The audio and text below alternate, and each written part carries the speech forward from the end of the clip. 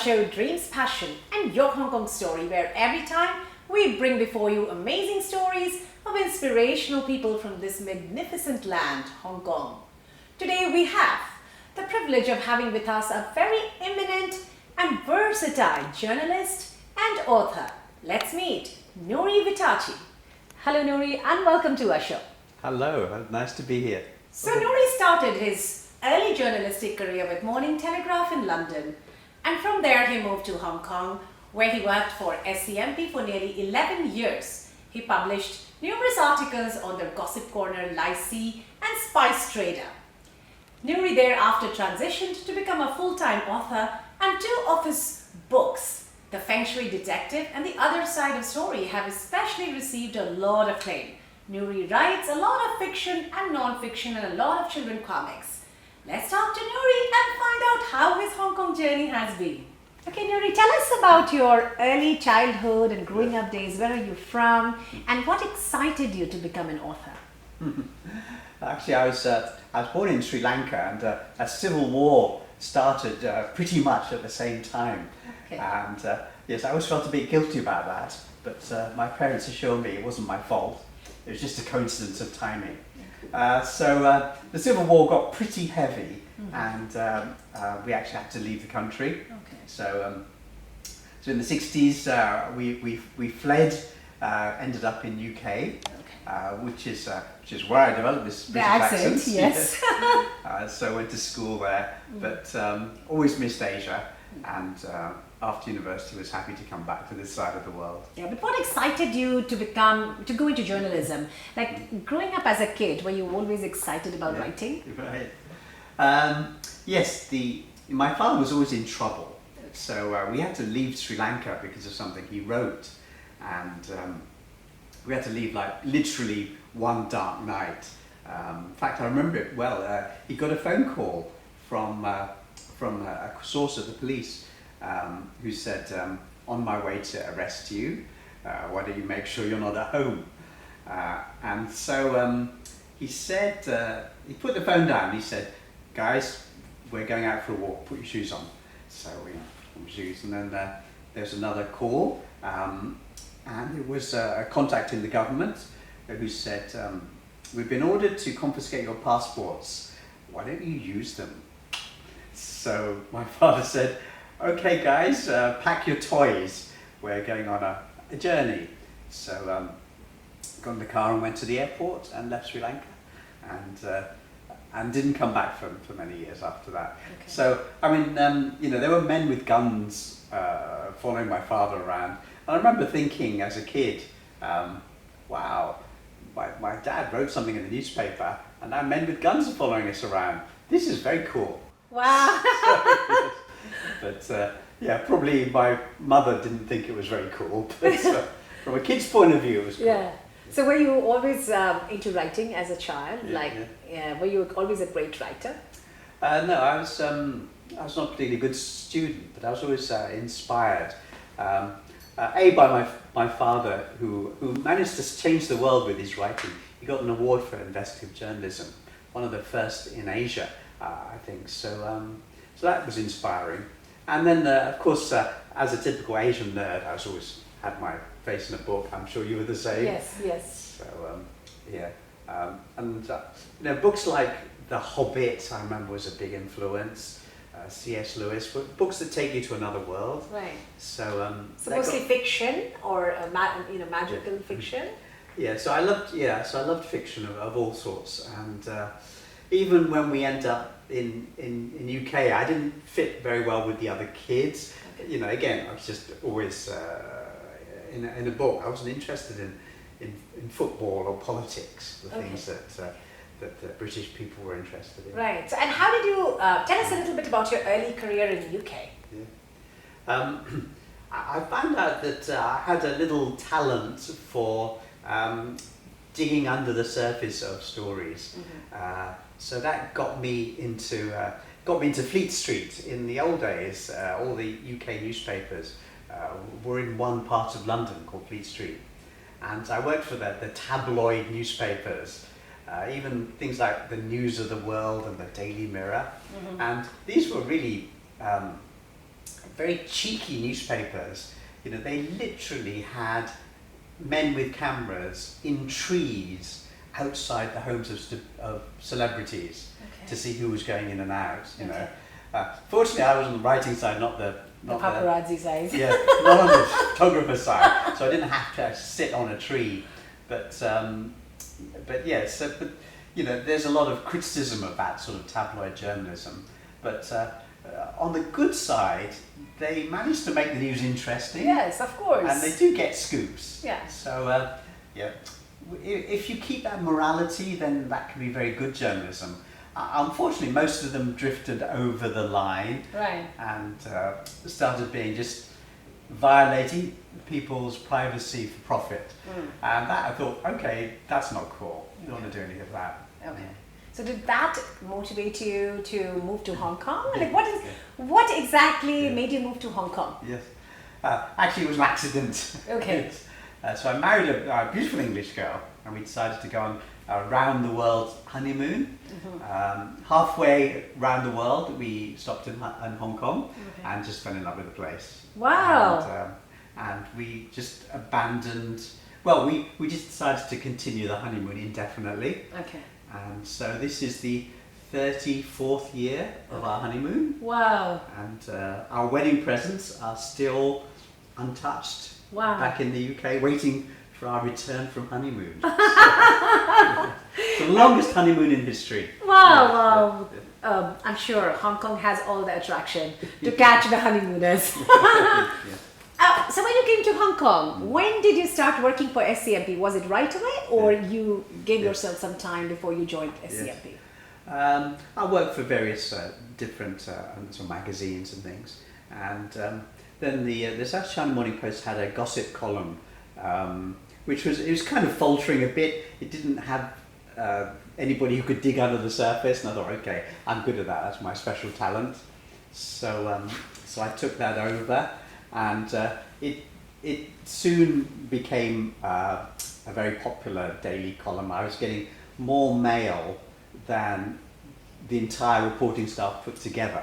Okay. So there's basically my pigeonhole stuffed with letters, long before email, of course, and you know, so I got a bit of a reputation then.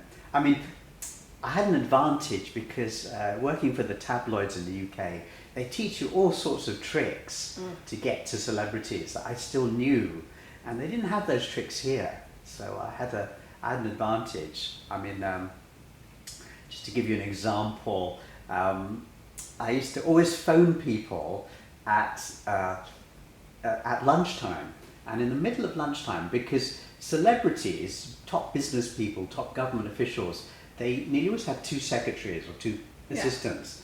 And one goes for lunch 12 till 1, one goes for lunch 1 till 2.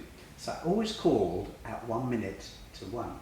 Okay. And what would happen is that one of the personal assistants would be putting on her jacket to go, and the other one would be in the toilet. She's just come back from lunch. And for that 2-minute period, there'd be no one at the desk, and the phone call would go straight to the celebrity. That's clever, yeah. And I would just do this automatically. Learn this trick in UK. And about 40% of the time, I'd actually get through to somebody. Wow. Okay. And so I quickly got a reputation as he's the man who can talk to celebrities direct. And it was just the simplest of tricks. But Right. I had 100 different tricks like that. And so soon got a reputation for the journalists who can get behind closed doors. Okay. So, but you know, the gossip corner that you wrote, 𝐿𝐼𝐶 and the Spice Trade, what were they about? Yeah, so 𝐿𝐼𝐶 was business gossip, and then the Spice Trade was more sort of general gossip. But Hong Kong is a relatively small place, so once you know a lot of people, and people trust you, then you know you can get a lot of stories that no one else gets. Right, right. So, and then from SCMP, you worked like good 11 years, right? And then you transitioned to become an author. What put you on that journey? Yeah. You know, newspapers are very ephemeral. You can write the best column in the world, Yes. and the next day it's literally lapsap, it's garbage. Right. You know, however good you write a newspaper column, tomorrow it's lapsap, it's Yes. garbage, because nobody wants yesterday's newspaper. So to do something a bit more permanent, I started writing books, and eventually I had a hit, The Feng Shui Detective. That was translated into multiple languages and reprinted many times, and sold the movie rights, and it became a book series. So I realised, you know, I could do that as well. Right. But I always like the immediate feedback of journalism. So I decided to do both. So these days I write 3 or 4 books every year, but I write 3 or 4 newspaper articles or magazine articles every week. Okay. So between those two things, I say it keeps me out of trouble, but probably the opposite is true. It gets me into trouble. Okay, so from Feng Shui Detective, tell us a bit about that book, because that became quite a bestseller. So could you educate our audience? Yes. You know, I wanted to, my theme has always been bridges between cultures. So the Feng Shui Detective, I thought Feng Shui is something that's of interest to Westerners, but it's very Eastern. You know, of course you have it in India as well, you know, Right. Vastu Shastra, and you have it in China.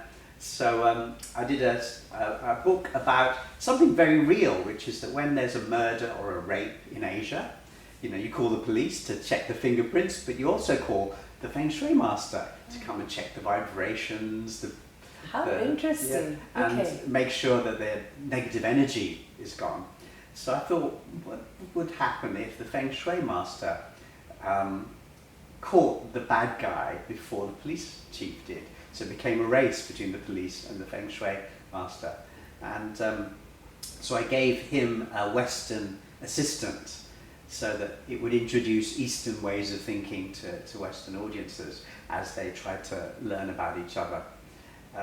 So that book was very popular in the West, Right. but was very much about So the was East. it a children's fiction book, or was it an adult fiction?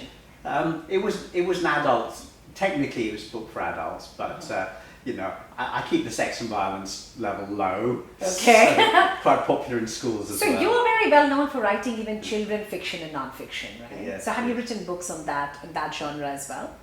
Yes, but again, I've kept the same themes. So I wrote a series for Scholastic books on Chinese history. Now, Chinese history is something actually people need to know, Right. because The oldest and it's the ancient important, history, yes, yes. but it's so boring the way it's taught. So myself and a researcher, we did a series of books about time travelers going back and learning about getting involved in adventures of Chinese history.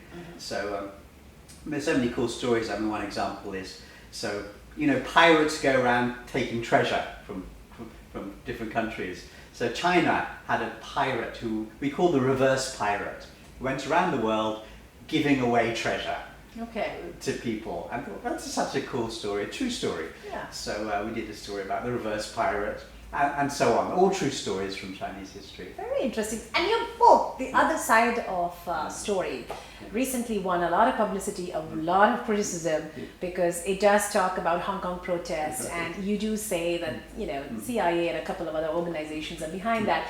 So what motivated you to write that book? Yes. Actually, I was very much on the China critics side, but some parents came to me, Hong Kong parents, mums mostly, and said, you know, something's bad is happening in Hong Kong. You should see what's happening under the surface. And I was kind of reluctant, but I went along with it.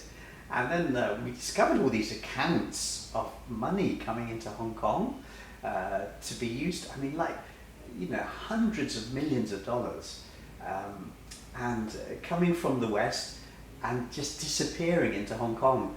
And then I thought, okay, there's something bad happening here. And none of the other journalists were really interested in digging into this, because, you know, That was a hot potato. well, it wasn't so much that. I think journalists get this narrative, and then they make their stories fit with the narrative. So the narrative was you know, Hong Kong, terrible things. Beijing is stomping on Hong Kong, and it wasn't, because I went to see some of the Beijing people, and they didn't know what was going on. They said, what's happening here? We just don't know what's going on. And I went to see a lot of lawyers and civil servants, police officers, protesters. I mean, I was a protester myself. I marched for 30 years, every July the 1st, every January the 1st. I used to organize groups to come on the protests, you know. So I was definitely on the protesters' side. But when I just found out how much involvement there was from foreigners, I just thought, okay, there's another story that needs to be told here. Okay. So, and the book sold out immediately and then reprinted, sold out immediately. So I thought, okay, somebody wants to know the real story. Okay, so what are you currently doing? I mean, tell us about the exciting projects you're part of right now. Yes, so I started to look for ways to counter the very sort of westernized narrative about Hong Kong. I thought Hong Kong people are really clever, interesting, hardworking people. They're reduced to this sort of like group of very narrow-minded, anti-China, pro-America activists. That doesn't sum up Hong Kong at all. The Hong Kong people have a lot of different ideas, they're broad-minded, they're intelligent, they can look under the surface. They know that China has some, you know, it can be challenging, but they're not naive about this at all. But they also don't think China is evil, you know, so they're not as pro-American as they're made to seem. So, so we started a magazine called Friday. It's an online magazine, but the articles come out every day, and they're printed on social media and printed in other magazines and other papers, printed in the newspapers sometimes. And it tells a deeper story about Hong Kong, more fair to Hong Kong people, more fair to China as well. So not very political, because politics makes people angry and divided, but just telling human stories about Hong Kong people, foreigners in Hong Kong, locals in Hong Kong, people in China, just trying to get a more fair, balanced view of this world. Right. This part of the world. So this is bringing you back to your journalism side. Yes, is there any book that you are currently writing?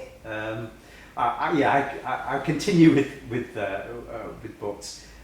You know, these days authors need to do series. You can't just do one-off books. So I've got a couple of children's book series continuing. I've got a new detective series starting, and I'm also doing a follow-up book to The Other Side of the Story, because since I wrote that, so many people have contacted me and say, you write stuff that nobody wants to print because it's a bit dangerous. I've got something more to add. Wow. You know, so I've got a lot of new stories to add to that. Okay. Now my question, going back as a journey of an author, Nuri, you know, a lot of kids these days, they aspire to be authors, but it's a challenging journey. Could you highlight some of the challenges you faced in your journey of being an author? You know, what are some of the you know, hurdles that comes the way of a young person who's trying to become an author, and how long did it take you to overcome that, and what exactly did you do to gain your wider audience? Yeah, I mean, there's two things I would emphasize. One is that being an author is two processes, and they need to be done separately. The first process is to write a good book, and that's all you have to do. You have to forget about getting published or what's in the market or what's happening. Just write the good book. And I tell authors, don't worry about getting published. Just write the greatest book ever, you know, but do it strategically. See what people want to read. Write something that somebody wants to read other than yourself. And once you know what you want to write and what people want to read, then write that book. So that's one process. Then a separate process is getting it published and getting the right publisher. You know the old African saying, if you want to go fast, go by yourself. Right. If you want to go far, go with friends. Together. Yes. Yeah, I mean that's very, very true with authoring. So some books, you just want to get it out there, it's a newsy topic, so you can do self-publishing or you can work with a small local publisher. Some books, you want it to be big, you want it to be global. So then you wait, you build up you sell it to an agent, to a publisher, and then you know, you make it a big project. So, you know, I use both. So for The Other Side of the Story, that was very much a local project. So I got a local publisher to do that very fast, took a couple of months to get it out. One of my other recent books, I wanted it to be big, so I spent years trying to sell it to big publishers. I eventually got a deal with Penguin, and that went out and got a movie deal.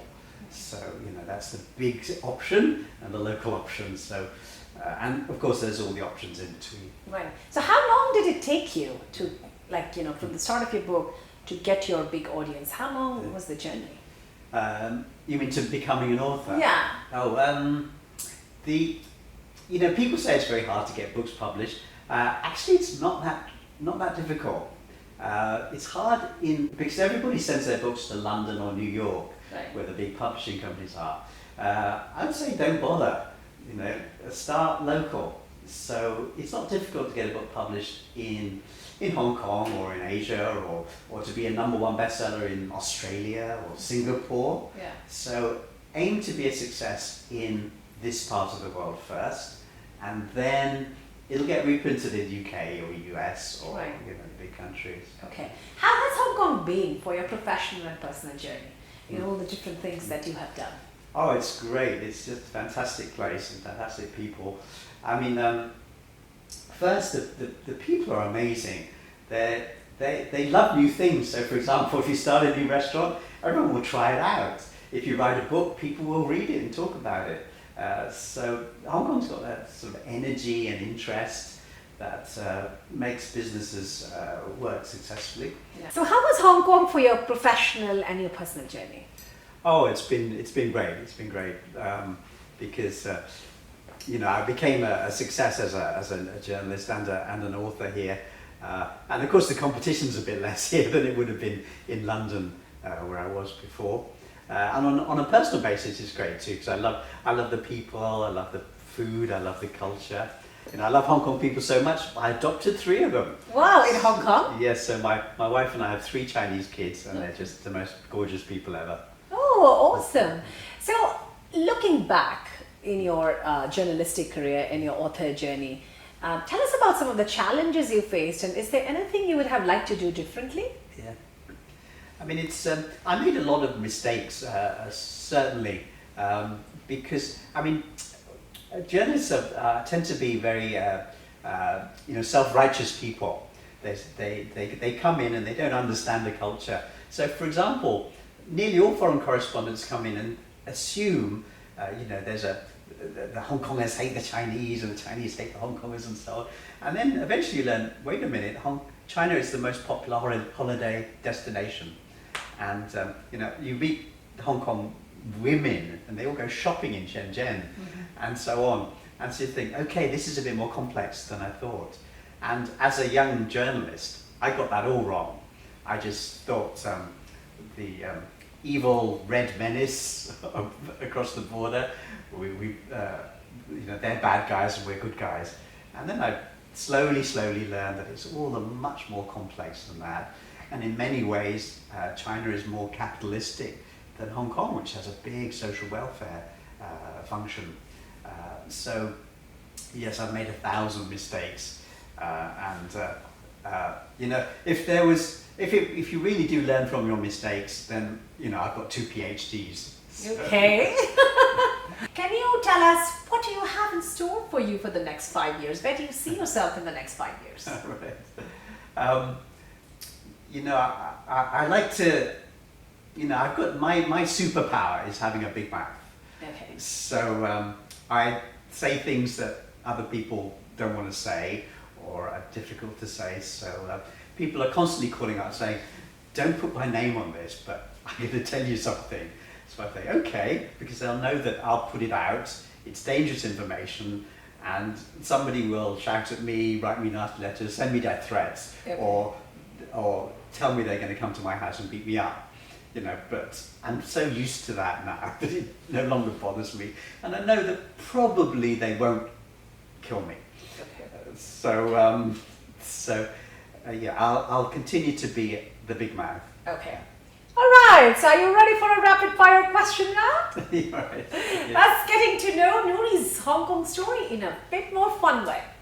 Okay, last time you did something for the first time in Hong Kong.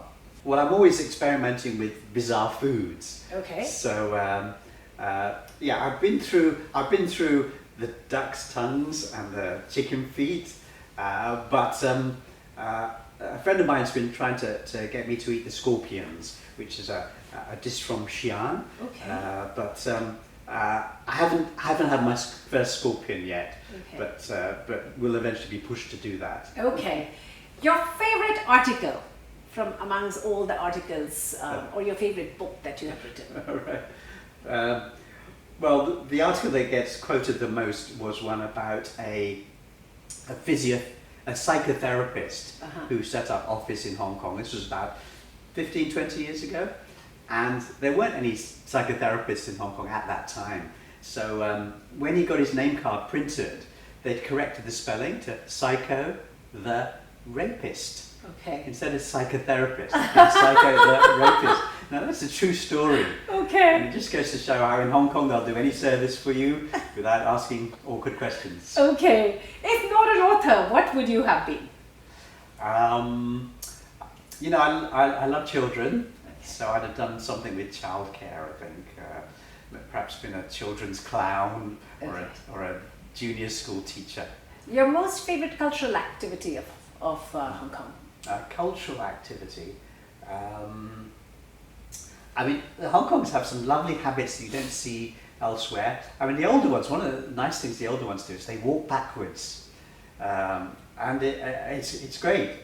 It's very good for your muscles. And is that part of Tai Chi by any chance? I don't know what it might be, but it's definitely an East Asian thing. You don't see it elsewhere. But I did a whole video of walking backwards around Hong Kong, and it immediately got 10,000 hits. Okay. Because I then played it forwards, so that the video plays me walking forwards and everybody in Hong Kong walking backwards. Wow. Your favorite thing to do with friends and family in Hong Kong? Eat, of course. This is the world's greatest eating city, isn't it? So, okay. So which is your favorite casual and formal dining place? Well, I hate to say this. It sounds very, very disloyal. But for years, people said, you know, what would be your last meal? And I'd have said curry, of course, a good chicken curry or dal or something like that. But I've been in Hong Kong so long now that I'd have to say my favorite food is Chinese food. And I would have a Cantonese meal as my last meal if I was going to be hung tomorrow. Okay. You are originally from Sri Lanka. You grew up in England, you know, and you came to Hong Kong. So you're kind of a perfect blend between an ethnic minority community as well as, you know, the British population, which is also quite substantial in Hong Kong. So how has life been in Hong Kong for you as just a truly international person? Right. Well, you know, my family, I'm blessed with multiple cultures because my wife is from the West, I'm from South Asia, my kids are all born here and are of Chinese race. So we're very much a Benetton family, a United Nations rainbow family. And I tell my kids, you know, if anybody asks what culture you are, just choose Asian, Western, South Asian, you know. They usually say British, unfortunately, because British pop stars are cool. Yeah. But there's some cool Asian pop stars coming up these days. You know, BTS is pretty cool too now. Yes, so yes. Slowly, Asia rises. Right, right. What are you most proud of as a Hong Konger? What am I most proud of? Well, that's a tricky one, isn't it? I mean, I love Chinese culture generally. You know, the food, the feng shui, the general spirituality of Asia. In the West, they've lost spirituality. They're no longer interested. They've all become very skeptical. Whereas here, you know, even the business people, you'll see them coming out of Exchange Square in their business suits, and they'll stop and they'll pray in front of the little shrine. Yes. So I love that spirituality. You still find it in Hong Kong. Okay. What would you tell the global business leaders and policymakers? Like, why should they invest with Hong Kong? Right, yeah. I'd just tell them to come to Hong Kong, have fun, and just feel the energy here. This is tomorrow's world. Okay, and how would you invite the 7+ billion people of the world? Why should they visit Hong Kong? Well, they shouldn't all come at once, but yes, I mean, Hong Kong's a place to have fun, to meet interesting people, to eat great food, and to actually see the future. I think the future is East and West working together, Eastern and Western attitudes working together, and this is where you see that happening. Thank you so much, Nuri, for coming to our show, and we wish you all the very best in all your future endeavors. Thank you very much, Jaya. Stay tuned for our next episode on Dreams Passion in Your Hong Kong Story, where we bring you yet another fascinating story from this amazing land, Hong Kong.